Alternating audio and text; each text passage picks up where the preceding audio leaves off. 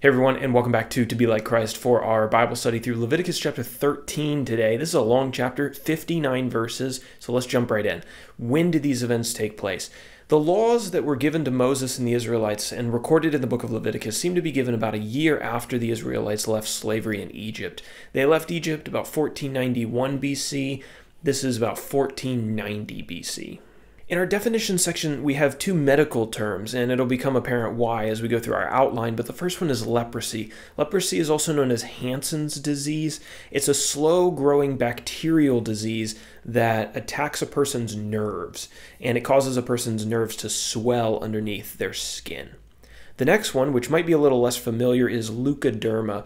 Leukoderma is just a general term that's used to refer to patches of depigmentized skin. It's a really light-colored skin that lacks pigment.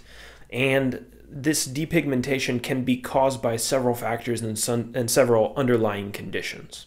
The reason that we did those definitions is because this chapter is all about diagnosing leprosy. The priests were not only experts in offering sacrifices in the tabernacle, but to some degree they were also experts in medical things, and God assigned them this role. So just all one section here, verses 1 through 59, diagnosing leprosy. If a person had a suspicious swelling or eruption or spot on their skin, they were to be brought to the priests for inspection. If the hair in the diseased area was white and the disease appeared deeper than the skin, right, it's attacking those nerves underneath the skin, then the priest was to diagnose it as leprosy, and the sick person was going to be considered unclean until they got rid of that leprosy, which was unlikely because there wasn't a cure. If the symptoms were similar but didn't exactly match, the priest was to quarantine the individual for 14 days and then to inspect the disease on the 7th day and then again on the 14th day.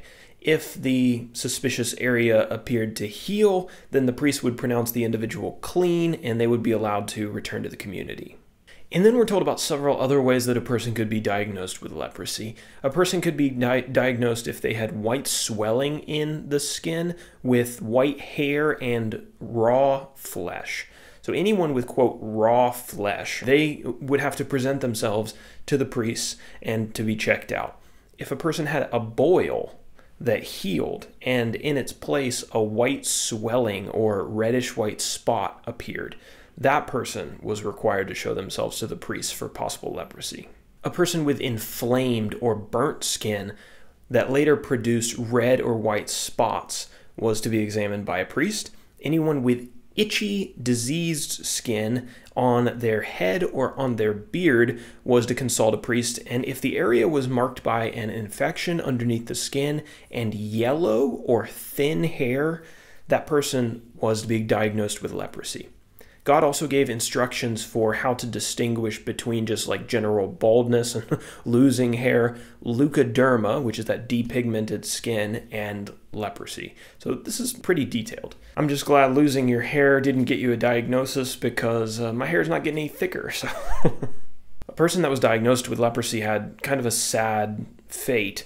They had to live outside of the camp of Israel. They weren't allowed to interact with regular people or to go to the tabernacle or anything like that. And as I mentioned, there wasn't a cure for leprosy at this point in history. There is today, but there wasn't back then. So this was kind of a chronic lifetime sentence. If you had leprosy, you were supposed to wear torn clothes and to let the hair of your head hang loose. And whenever you encountered a person who wasn't sick, you had to shout out, "Unclean, unclean," so that they would know not to come near. And now for our application. One thing to keep in mind as you read these Old Testament laws is that being unclean is not always the same as being in sin. Right? Uncleanliness doesn't equate to sinfulness. This was a mistake that I actually made in my interpretation of the Old Testament. It took me a while to get out of this mindset. So yes, there were times when a person could become unclean by doing something that God told them not to do, but there were other times when a person became unclean of no fault of their own, and sometimes actually by doing something good or something blessed. For example, in the last chapter, we talked about how a woman was unclean for a certain number of days following her pregnancy. Well, certainly having children wasn't a sin. It wasn't a bad thing. Certainly God didn't want his people to stop bearing children, right? So we see it there. Also, in this chapter, we see that a person could become unclean on account of a disease that, again, may have been no fault of their own. So just keep this in mind. Being clean versus unclean wasn't always a matter of right versus wrong or good versus bad.